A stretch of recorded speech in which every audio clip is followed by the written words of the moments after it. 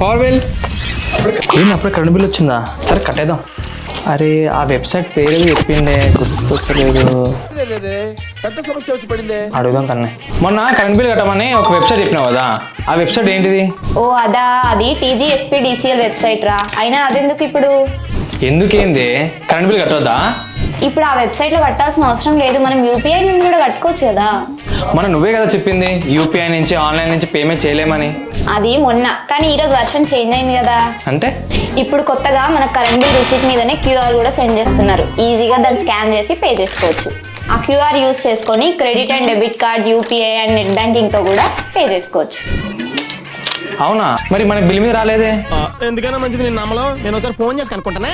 ప్రస్తుతానికి అది కొన్ని ఏరియాస్ లో మాత్రమే ఇంప్లిమెంట్ అయింది, త్వరలోనే అన్ని ఏరియాస్ లో ఇంప్లిమెంట్ అవుతుంది. ఏడుస్తాంలే. ఇలాంటి మరిన్ని ఇంట్రెస్టింగ్ వీడియోస్ కోసం ఫాలో టెక్ రిపోర్ట్ తెలుగు.